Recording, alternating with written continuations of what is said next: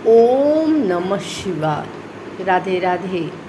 आइए सुनते हैं श्रावण सोमवार व्रत कथा। पूजन विधि। श्रावण सोमवार व्रत की कथा सुनने से बरसेगी महादेव की असीम कृपा। श्रावण का माह भगवान शिव को समर्पित होता है। इस माह में सबसे विशेष होते हैं सावन के सोमवार व्रत। श्रावण सोमवार व्रत यानी आज से शुरू हो रहा है।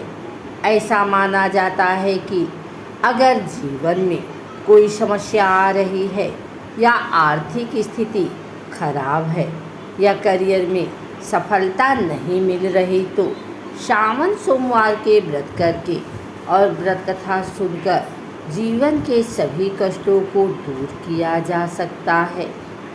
आइए जानते हैं श्रावण सोमवार की व्रत कथा। एक समय की बात है, किसी नगर में एक साहूकार रहता था। उसके घर में धन की कोई कमी नहीं थी, लेकिन उसकी कोई संतान नहीं थी। इस कारण वह बहुत दुखी था। पुत्र प्राप्ति के लिए वह प्रत्येक सोमवार व्रत रखता था और पूरी श्रद्धा के साथ शिव मंदिर जाकर भगवान शिव और पार्वती जी की पूजा करता था। उसकी भक्ति देखकर एक दिन माँ पार्वती प्रसन्न हो गई और भगवान शिव से उस साहूकार की मनोकामना पूर्ण करने का आग्रह किया। पार्वती जी की इच्छा सुनकर भगवान शिव ने कहा कि हे पार्वती, इस संसार में हर प्राणी को उसके कर्मों का फल मिलता है और जिसके भाग्य में जो हो उसे भोगना ही पड़ता है।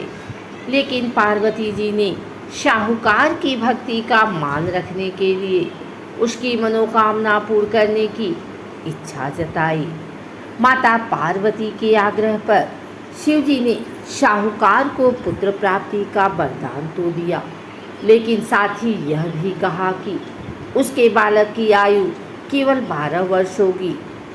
माता पार्वती और भगवान शिव की बातचीत को साहूकार सुन रहा था।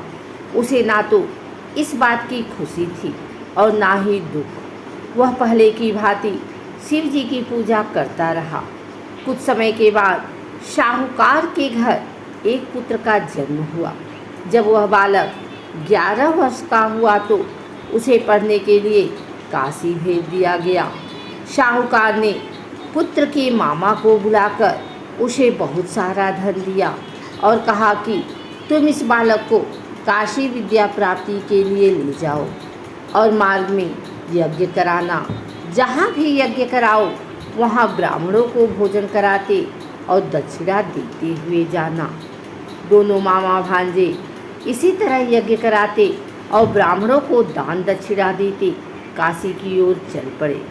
रात में एक नगर पड़ा जहाँ नगर के राजा की कन्या का विवाह था, लेकिन जिस राजकुमार से उसका विवाह होने वाला था वह एक आँख से काना था। राजकुमार के पिता ने अपने पुत्र के काना होने की बात को छुपाने के लिए एक चाल सोची। साहूकार के पुत्र को देखकर उसके मन में एक विचार आया। उसने सोचा, क्यों न इस लड़के को दूल्हा बनाकर राजकुमारी से विवाह करा दूं। विवाह के बाद इसको धन देकर विदा कर दूंगा और राजकुमारी को अपने नगर ले जाऊंगा। लड़के को दूल्हे के वस्त्र पहनाकर राजकुमारी से विवाह कर दिया गया। लेकिन साहूकार का पुत्र ईमानदार था। उसे यह बात न्याय संगत नहीं लगी। उसने अवसर पाकर राजकुमारी की चुन्नी के पल्ले पर लिखा कि तुम्हारा विवाह तो मेरे साथ हुआ है, लेकिन जिस राजकुमार के संग तुम्हें भेजा जाएगा वह एक आँख से काना है। मैं तो काशी पढ़ने जा रहा हूँ। जब राजकुमारी ने चुन्नी पर लिखी बातें पढ़ी तो उसने अपने माता पिता को यह बात बताई। राजा ने अपनी पुत्री को विदा नहीं किया, जिससे बारात वापस चली गई। दूसरी ओर साहूकार का लड़का और उसका मामा काशी पहुँचे और वहाँ जाकर उन्होंने यज्ञ किया। जिस दिन लड़के की आयु 12 साल की हुई उसी दिन यज्ञ रखा गया। लड़के ने अपने मामा से कहा कि मेरी तबीयत कुछ ठीक नहीं है। मामा ने कहा कि तुम अंदर जाकर सो जाओ। शिव जी के वरदानुसार कुछ ही देर में उस बालक के प्राण निकल गए। मृत भांजे को देख उसके मामा ने विलाप शुरू किया। संयोगवश उसी समय शिव जी और माता पार्वती उधर से जा रहे थे। पार्वती ने भगवान से कहा, स्वामी, मुझे इसके रोने के स्वर सहन नहीं हो रहा, आप इस व्यक्ति के कष्ट को अवश्य दूर करें। जब शिव जी मृत बालक के समीप गए तो वह बोले कि यह उसी साहूकार का पुत्र है जिसे मैंने 12 वर्ष की आयु का वरदान दिया। अब इसकी आयु पूरी हो चुकी है। लेकिन मातृभाव से विभोर माता पार्वती ने कहा कि हे महादेव, आप इस बालक को और आयु देने की कृपा करें, अन्यथा इसके वियोग में इसके माता पिता भी तड़प तड़प कर मर जाएंगे। माता पार्वती के आग्रह पर भगवान शिव ने उस लड़के को जीवित होने का वरदान दिया। शिव जी की कृपा से वह लड़का जीवित हो गया। शिक्षा समाप्त करके लड़का मामा के साथ अपने नगर की ओर चल दिया। दोनों चलते हुए उसी नगर में पहुँचे जहाँ उसका विवाह हुआ था। उस नगर में भी उन्होंने यज्ञ का आयोजन किया। उस लड़के के ससुर ने उसे पहचान लिया और महल में ले जाकर उसकी खातिरदारी की और अपनी पुत्री को विदा किया। इधर साहूकार और उसकी पत्नी भूखे प्यासे रहकर बेटे की प्रतीक्षा कर रहे थे। उन्होंने प्रण कर रखा था कि यदि उन्हें अपने बेटे की मृत्यु का समाचार मिला तो वह भी प्राण त्याग देंगे।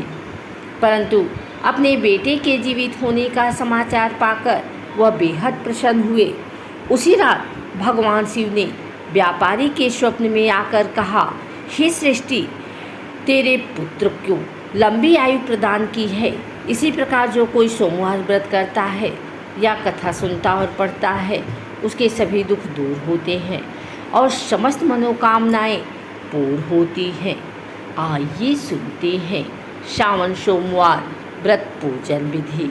सावन के सोमवार स्नान आदि के बाद शिव जी के मंदिर जाएं।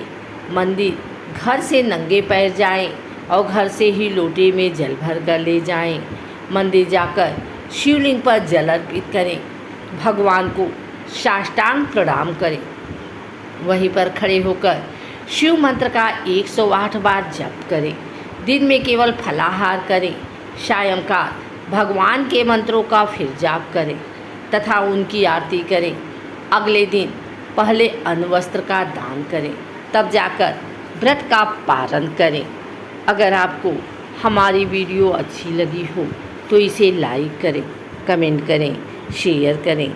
हमारे चैनल को सब्सक्राइब करके बेल नोटिफिकेशन ऑल पर सेट कर लें ताकि आगे आने वाली वीडियो सबसे पहले आप तक पहुंच सके। धन्यवाद।